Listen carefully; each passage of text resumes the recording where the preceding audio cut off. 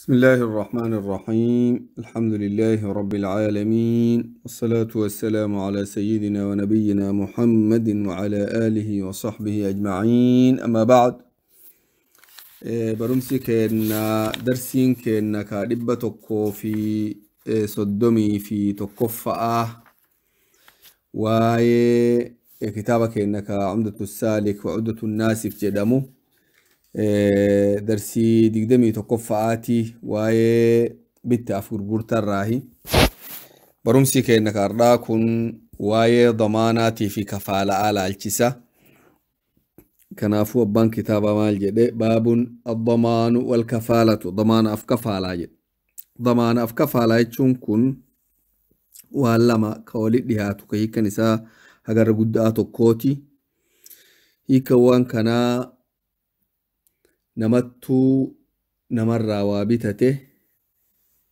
mallaqa ammat hin baafne meeshaa fudhate eegginni meeshaa fudhate san sin beeku nama si beeku ka damaana si fuudhu naa fidi jetteeni si fide nama jaarsaa fide namni jaarsaa sun abbaa suuqii san bira dhaabatee maan jedheen qurbaan keenna nabbeeka waan inni bitate san anat itti gaafatama fudhataa mallaqan fidaa nama gaarii kennaafi jedhe hujii san ammoo inni nu baratu jiru namni kun itti gaafatama waan namticha san gubbaa jiru namticha san mallaqa irra jira mallaqa isarra jiru san itti gaafatama isaa fudhate osoo inni itti gaafatama kana fudhatuu baate abbaan meeshaa silaa mallaqa fi argatu malee meeshaa fi gad hin dhiisu. Hujiin tun damaana jedhamti. Hujii biraa takka jira sun waa'ee hori'iiti tun. Damaanni waa'ee hori'iiti. Yeroo garii wanni itti gaafatama fudhattu horiin ta'u lubbuu namaa taati. Lubbuun namaa akkam faana namattu hidhame hidhaa gadhiisuu namatti gaafatama isaa fudhatu ka beekamaa magaalaa keessaa daldala qabu beekamaa lafa qabu mana qabu nama akkanaa kana barbaade manni murtii kana siyaamanii isintu fira abboo mucaa kana gadhiifna ala taa'ee mana murtii fi haa eeggatuuti akka inni biyya keessaan banne akka inni nu jalaan dhukan akka inni guyyaa akkanaa dhufu godhuu dandeetta innaan een danda'a jette. Haya itti gaafatama san fudhadhu innaan itti gaafatama san fudhatte. Kafaalaa jedhamti tun. Kafiile isarraa taate nama kana itti gaafatama isaa horii isaa itti gaafatama horii isaan fudhannetiin itti gaafatama lubbuu isaa fudhatti isa kana argamsiisu bakka isa barbaadanitti isa kana qabdee fiduu itti gaafatama fudhatti. Waan lamaan kana baranna jedha asi keessatti. Hujiin tun lachuu hujii bareedduu hujii namni tola walitti oolee wal gargaarurraa tokko waan hawaasaa jabeessarraa tokko waan hawaasa walitti dhiheessarraa tokko kafaalaa walii ta'u wal fuudhuun damaan akkas wal fuudhuun waan nama jabeessaa hawaasa jabeessaa ammallee nama walitti dhiheessarraa tokko jechuudha. Kanaafuu namni isii tana godhee kanaan wal gargaaruun wal bira dhaabatuun waan gaarii amantilleen jabeessitu waan gaggaarii marayyuu amantiin teenen jabeessiti waan gaarii amantiin jabeessitu sanirraa tokko jechuutu. Kanaafuu duuba bal'inaan irratti gabbuunee baran abbaan kitaaba maal jedhe yasixu fayyaa taha damaana godhuun man yasixu damaanni man yasixu nama fayyaa tahu tasarrufuhu hojjetuun isaa fi maalihi horii isaa keessatti maal jechuu isaati. Namni horii isaa kana sochoosuu dandayu itti gaafatama namaa fudhachuu ni dandayaa jechuudha.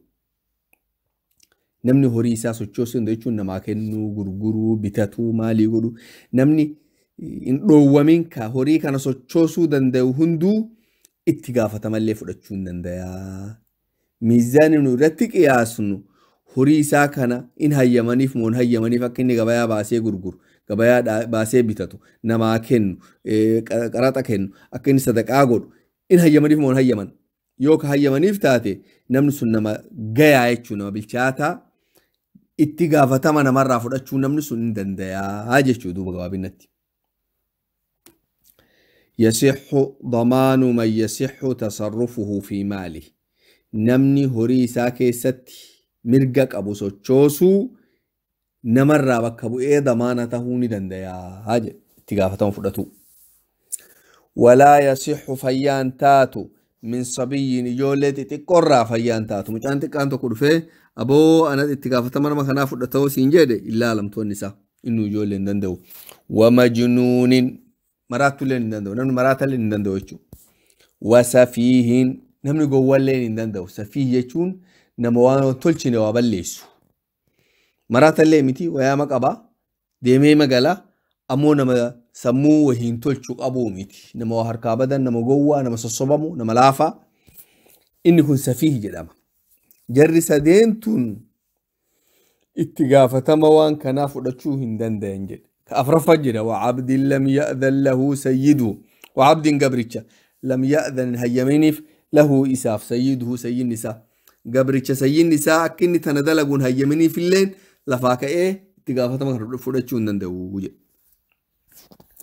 حقنا مال برني أما اتقافة ما جرى لما تواولي الرابطة تواولي والدبر فتو كتوكوان توكو فدتي وسوان سواني سين باسين ملك اسين باسين فدتو بكا سنت إره الدماتي بكا هدو يرتي أبان ميشاكن نما بيكما نما كان بيكو اتقافة ما نما كان فدتو أكني ملك اسان فدوف قدو يوهي غير إسر أبي إسر را فدتو نما كسي بربادا نمني نمس وان سنتهودن دو نما أكمي نما فياك أبو كأقليك أبو كمرتين منا مرتي رتين دبرين أكني هوري سوچوسو نندين حق في داقليك أباته يوم أني مرتي رم مرتي سكن وغرغرو نندين وابيتو نندين أسكيس سينو نندو نما مرتين أكسي مكاساتين دبرين نما فياك أبو كوابيتي غرغرو دندو نمنا كسيسون اتقافة مكانا كان فرأتشون ننديا hagas eeganuu hime gaddeebi'ee maal jedhe namoonni waan kana godhuu hin dandeenye ijoollee didiqqoo nama aqlii hin qabne maraata gowwaa nama aqliin isaa laaftu gabra nama gabricha gabrittii hayyama sanii hin qabne warri kun martuu itti gaafatama fudhachuu hin danda'anii jedhe namni kun martuu hin danda'a jechuu itti gaafatama dubartii ta'uu dhiira ta'uu jaarsa ta'uu dargaggeessa qeerroo ta'uu itti gaafatama fudhachuu ni dandayaa jedhe. Amma duuba fuuldura deemee maal jedhe wayasixu fayyaa taati jedhe min maxjuurin calayhi nama isa hidhanii shakaalan bifalasin kasaaraa isaatiif isa hidhan namni sun itti gaafatama fudhachuu ni dandayaa jedhe. Maal jechuu isaati armaan dura baranne hajri namni tokko yoo liqiin deeyniin isa kortee guddatte manni murtii dabarsaa isaa kana sheerke'an shakaalanii hidhan jechuu akka inni socho'uu hin dandeenye godhan akkam faana finnoon ka'anii hidhanii murtiin hidhan akka inni horii isaa baasuu hin dandeenye waa gurguruu hin dandeenye waa bitachuu hin dandeenye waa sadaqachuu hin dandeenye waa namaa kennuu hin dandeenye hidhan jechuu namni akkas hidhan bifa lamaaf hidhama duuba. Takka rakkoo isarra jirtuuf hidhama. Tokko ammoo rakkoo nama birarra inni geessuuf hidhama. Kan nama birarra inni geessu sun itti gaafatama namaa fudhachuu hin danda'a. Sun akkam namattuu kasaare. Nama duraan aqlii qabu, hayyuu, beekamaa, nama amaanaa qabu. Garuu ni kasaare. Kasaaraan horiin hambaa koree. Manni murtii irratti dabarse. Jaarsi kun mana murtii irratti dabarse malee wamaa aqlii isaatiif namummaan isaan hir'anne. Kanaafuu namni akkasii sun itti gaafatama fudhachuu ni dandayaa jechuudha. Itti gaafatama waan isii dubbataa jirru kana itti gaafatama namarraa fudhachuu ni dandayaa jedhe. Yoo wanni inni duraan hidhameen sun hiyyummaa taate, kasaaraa taate. Yoo kasaaraa tahuu baatte hoo inni duduu barbaadu amma tam. Yoo gowwummaaf maraatummaaf ijoollummaaf ka duraan manni murtii irratti dabree namni kun waa gurguruu hin danda'u waa bituu hin danda'u jedhu taate hoo gowwa amma waan namaan jedhe bordagate sossowanii irraa guurratan warri isaanii himee mana murtii geessanii namni kun guyyaa irraan dhadhama horii keenya balleesse namatti irraa guurrata akka inni horii tokkollee namaa kennuu hin dandeenye murtii nu dabarsa jedhanii murtii irratti dabarsa murtii irratti dabarsuutu maal fayyaddi beeyti yoo inni dalagee waan kana godhellee horiin hin deebi'a heger namarraa bitate santu dogoggora qaba yoo inni namaa kennellee namarraa fudhate santu dogoggora qaba murtii irratti dabre nama kana yoo ka duuba murtiin akkanaa kun irratti dabarte taate sababaa gowwummaa isaatiif kan irratti dabarte taate itti gaafatama namaa fudhachuu hin danda'u. Sababaa maraatummaa isaatiif irratti dabarte taate itti gaafatama namaa fudhachuu hin danda'u. Sababaa sabiyyummaa isaatiif inni ijoollee xiqqeenna isaatiif xiqqeenna umrii isaatiif kan murtiin kun irratti dabarte taate itti gaafatama namaa fudhachuu hin danda'u jechuudha. Namni itti gaafatama namaa fudhachuu danda'u nama murtiin irratti hin dabrin kan nagaa qabuuf nama murtiin irratti dabartee garuu sababaa murtiin irratti dabarteef kasaaraa inni kasaareef irratti dabarte malee aqliin isaa guutuu jirtu namummaan isaa sodaan isaa rabbummaan isaa guutuu jirtu yoo ta'e wamaa rakkoon hin jirtu sun itti gaafatama kana fudhachuu ni dandayaa jechuudha. ومن عبد أما اللي لمته نما براتو كل إرا فياتاتي من عبد قبرتشا أذن له إساف هيما قد سيده قفتان إسا سيد نساء موتيش ساكن يو هيما قد إف قبرتش اللي كأي اتقافتما كان مرة فرأتشوني دنديا أجيشو أما نبرسيسي أسيتي اتقافتم لكم مالي نبرسيسي eenyutu itti gaafatama kana fudhachuu hin dandeenye nu barsiise eenyutu itti gaafatama kana fudhachuu dandayaa nu barsiise haganatti baal baranne namni lama yoo waa wal dabarfate waa walirraa bitate yoo mallaqa walii kennanii walirraa meeshaalee fudhatan wamaa rakkoon takkalleen hin jirtu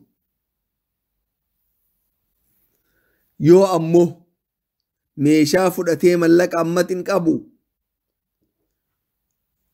gaafa jiini dhumi mindaa fudhadhee mallaqa sii kenna ka jedhu taate itti gaafatama amanee itti kennuu hin danda'e abbaan meeshaa sanii miti sin amanu an sin beeku deemii nama an beeku naafiti ka itti gaafatama fudhatu ka'ee jaarsa beera isaa tokko harkisee fiduu hin danda'a.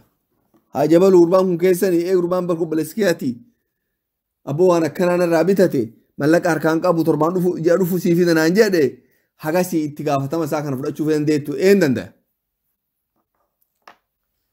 Namni itti gaafatama akkanaa kana fudhachuu danda'u nama nagayaa ka fayyaa qabu ka aqlii qabu ka waa gurguruu danda'u waa bitachuu danda'u ka murtiin irratti hin dabrin nama akkanaa kana dandayaa jechuudha.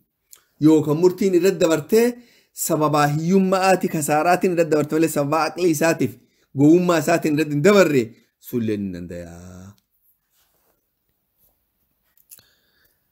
Egaa hagana barannee maal jedhe duuba wayushtaratu sharxii godhama jedhe sharxii jedhe macrifatul madmuuni lahu nama waan kana damaanaa madmuun lahu jechuun nama abbaan tokko abbaa suuqiiti tokko ka meeshaa irraa fudhate tokko ka alaa dhufee itti gaafatama fudhate jarritu. Madmuun lahuun kun abbaa suuqiiti. Daaminni ammoo ka alaa dhufee itti gaafatama fudhate kana. Madmuun anhuun ka meeshaa fudhatee mallaqa silan baasiin kana. Akkasii gaddaan beekne maal jedhe wayushtaratu sharxii jedhe. ulaagaa macrifatul madmuun lahu nama abbaa meeshaa san ati beekuun sharxii jedhe inni illeen si beekuun sharxii isin lamaan wal beekuun sharxii mucaa tokkottu bakka konkolaataatti gurguran dhaqee konkolaataa $5,000 fudhate. Aboo amman qabu ji'a 2 booda sii fide jedheen. Maarree akkamitti si amana jedheen. Nama si ati amantu si fide jedhe. Saahiba kan kee jaarsa hadiyaa keetii ka si masjida waliin salaattan ka olla wal beeytan ka abbeeraa isaa kana fide. An beeyta abbeeraan kiyya kanaa jedheen. Ati haa jabalu abbeeraan kan kee haa jabalu mucaan kun akkana narraa bitate $5,000 ji'a 3 booda sii fide naan jedhe waan kana itti gaafatama fudhattu een fudhadha. Isin lamaan kun wal beeku amma laa shartii. Yoo isin lamaan waliin beekin abbaan suuqii yoo isin beekin akkamii barbaadachuu danda'a haqa fi yoo isin beekin maal fayyadamame mucaan xiqqaan kun meeshaa guddaa qaalii kanarraa fuudhe. Isin beeku abbeeraa nama fidadhu nama biraa tokko hariyaa isaa fidate ati sanillee hin beekne maal gargar jirti isa ka duraan meeshaa fudhateefi ka hariyaa isaa ka inni magaalarraa harkisee si fide kun tokkuma siif. Ati nama akkasiin barbaaddu. Namni itti barbaaddu namatti beektu ka ati haqa kan kee kana hegerirraa fudhatu dandeettu barbaaddaati. Namni itti barbaaddu nama akkasiiti. Nama ati beektu barbaadda. Nama beektu faana deemuu dandeetta. Nama beektu irraa haqa kan kee fudhachuu dandeetta. Nama hin beekne akkamitti haqa kan kee irraa argatta. Eessa dhaqxee barbaadda? Isa iyyuu fuula hin beektu. Bakki inni qubatu hin beektu. Maqaa isaa hin beektu. Hayyaana itti gaafatama fudhate siin jedhee achiin bahee dabre. Eenyuma garmee gartee fudhattee irraa beekta. Inni si beekuun hoo maaliif fayyaddi? Ati beekuun abbaan suuqii namticha alaa dhufee itti gaafatama fudhate kana beekuun barbaachisaa ta'uu hin garra. Inni maaliif abbaa suuqii beekuun dirqama taate? Wanni dirqama taateef namni kun addaan jira. Nama kabajaa qabu jira. Nama waa saalfatu jira. Nama waa kabaju jira. Nama saalfii hin qabne magaalaa keessa maqaa nama balleessu jira. Nama ati akkana laaltee abboo abaluun kun nama gaarii meeshaa ati sarraa fuute kana heger magaalaa keessa qabeenya salphisu itti gaafataman fudhadhe siin jechuu dandeettu jira. Nama ati san dandeenye jira ammoo nama bada'a heger maqaa na balleessa waan isaa keessan seenu itti irraa baqattu jira. Kana waan taateef maal jedhe duuba? Jarri lamaan kun wal beekuu jedhe. Jarri lamaan wal beekuun dirqama jechuudha. Jarri lamaan yoo wal hin beekin akkamumaan haqa kana barbaadachuu danda'anii jiru hin danda'an. Walaa yushtaratu ridaha. Ammoo inni jaalatuun dirqamaa miti. Abbaan suuqii jaalatuun dirqamaa miti. Katti gaafatama fudhate kun ammoo jaalatuun isaa dirqama. Hayyamuun itti quufuu waan kana dirqama inni. Abbaan suuqii itti quufuun dirqamaa miti. Jaalatuun. Namni kun nama amaanaa qabu, nama guddaa, nama ati beektu dhufee itti gaafatama fudhata. Diduun dandeettaati. Garuu jaalatuun kan kee itti gammaduun kan kee sharxii miti. Inni itti gaafatama fudhate. Walaa rida almadmuuni anhu. Akkasuma namtichi ati isarraa bakka buutee horii kana itti gaafatama fudhattu sun ilmi ati abbeera taatuuf kun hujii ati goote kana inni jaalatuun sharxii miti. Osoo inni hin jaalatin itti gaafatama fudhatuu hin dandeettaati. Isiinuuf baay'een taatu. Baay'ee jaalala isaatiin dalagdaaf isaa dalagdee tolatti oolte garuu dirqamaa miti. Isaan jaalatinillee ta'uu hin dandeetta. Isaan beeknillee ta'uu hin dandeetta. Walaa macrifatuhu beekomsi isallee sharxii miti. Namni ati isarraa bakka buutee horii kanatti gaafatama fudhattu kun waan ati isaaf goote kana beekuun sharxii miti jedhan. Dirqamaa miti jedhan. Isaas hin beekne kasi quba hin qabne ati suuqii teetta. Meeshaa qaalii dhufee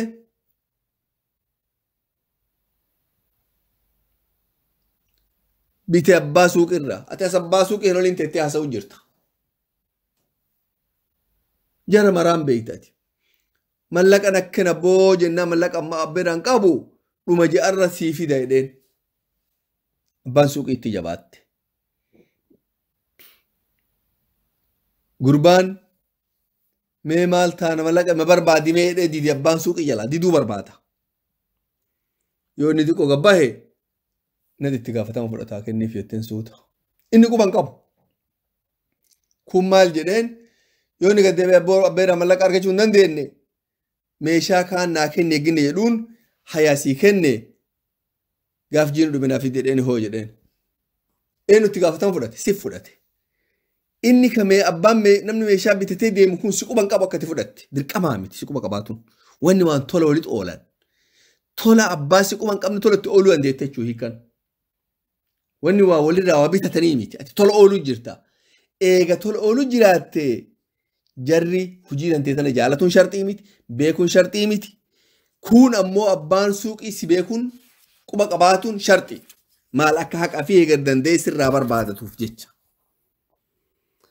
misalaa waa diqqoo wal keesseentuuf asirratti dhaabnee barumsa keenna katti aanu keessatti yoo rabbi wal geenna haganaaf egaa rabbi dilii teennaaf dilii haadha abbaa keenya rabbi nu haa dabru waan ifii jaalatu rabbi nu haa jaalachiisu waan ifii jibbu rabbi nu haa jibbisiisu xaa'aa fi rabbi nu haa laaffisu nurraa haa qeebalu rabbiin guddaan egaa umrii nu dheeressee xaa'aa fi irratti riskii halaalaa bal'oo nutti fattahe fayyaa guddaa rabbi nu kennee imaana guddaa rabbi nu kennee xaa'aa guddaa rabbi nu godhe nu qajeelchee rabbi khaatimaa nu qajeelchee jannata firdoos keessa waliin nu haa qabu ilma keenya ilma diinaa ilma imaanaa rabbiin guddaan nu haa godhu sharrii hamtuu maraa rabbi irraa haa teessisu guddina fiitiin waan nu gammachiisa rabbi isaan irraa nu haa agarsiisu hagasiif haga barumsa keenya darsii keenya katti aanu keessa wal geennu wassalaamu alaykum wa rahmatullaahi wa barakaatuh